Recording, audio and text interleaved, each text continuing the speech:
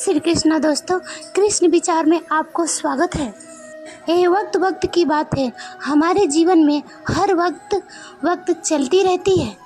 वक्त किसी का भी सम्मान नहीं रहता है। यह समय समय पर बदलता रहता है। किसी का अच्छा वक्त है तो किसी का बुरा वक्त है। इसी तरह हमारे जीवन में भी यह दोनों प्रकार के वक्त आते रहते हैं। जब किसी इंसान के अच्छा वक्त आता है तो उसकी परिस्थिति बदलने पर बुरा वक्त भी आता है। इंसान का बुरा वक्त उसे बहुत दुख दर्द देता है। जब किसी व्यक्ति का बुरा वक्त शुरू होता है तो अपने भी साथ छोड़ देते हैं। यह व्यक्ति का जीवन का सबसे दुखद समय होता है। इसी समय को ही व्यक्ति अपने हार्ड एक्ट को स्टेटस में लगाता है। इसी प्रकार के व्यक्ति स्टेटस लगाकर अपने बुरे वक्त के दिन सभी को बताता है। हमने इस लेख पर आपके सामने बुरे वक्त के बातें साझा किए हैं। बुरे वक्त में लोगों की असलियत यही दिखाता है। जो बुरे वक्त में आपसे जुदा ना हो वही अपना है। गौर से देखना कि क्यों वह ईश्वर ना हो। कौन अपना है कौन पराया, बुरा वक्त में सब पता लगता है। कितना बुरा लगता है ना जब बादल हो और बारिश ना हो, जिंदगी हो पर प्यार ना हो, आंखें हो पर ख्वाब ना हो, कोई अपना हो और वो पास ना हो।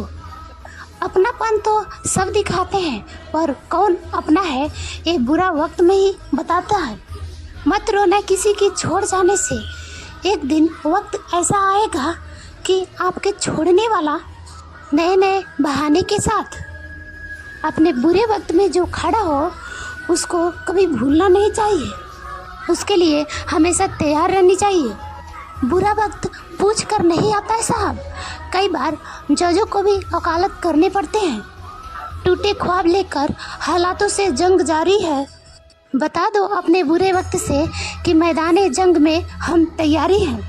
अपने बुरे वक्त में ऐसा बंदा देखा है हमने, अपने ही बंदे को किसी और को होते देखा है हमने। दुनिया में अच्छे सभी होते हैं पर पहचान बुरे वक्त में होते हैं। एक वक्त के बाद सबका मन भर जाएगा आपसे।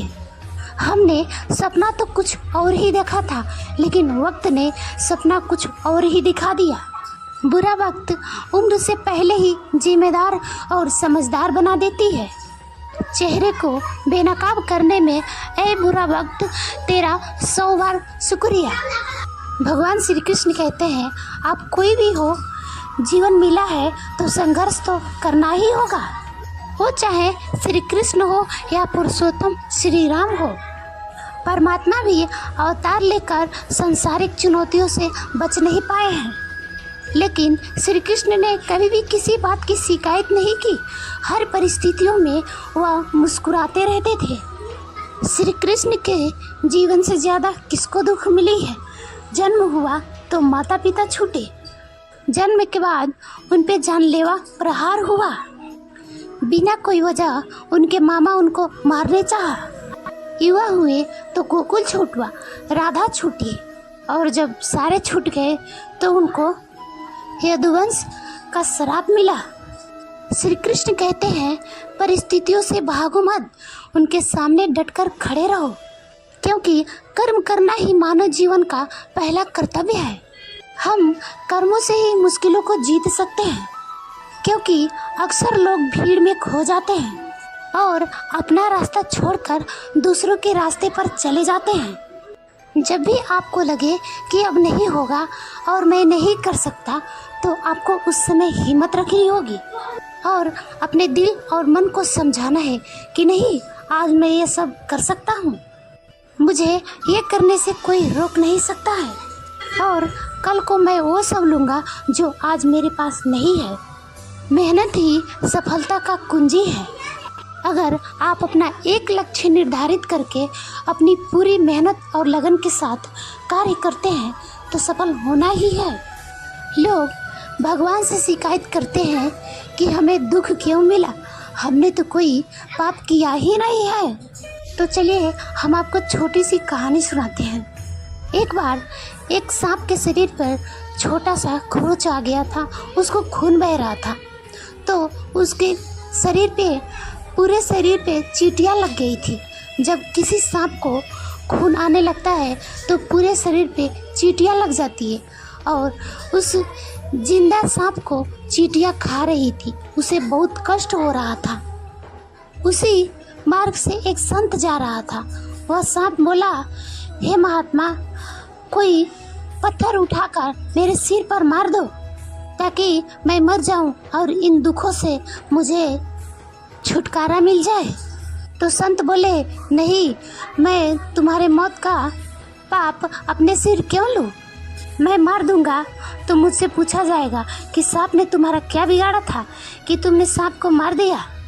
तो सांप बोला, तो हे महात्मा, आप तो महात्मा है, तो बताइए ना कि मैंने कौन से पाप किए थे कि मुझे यह सज़ा मिल रही है।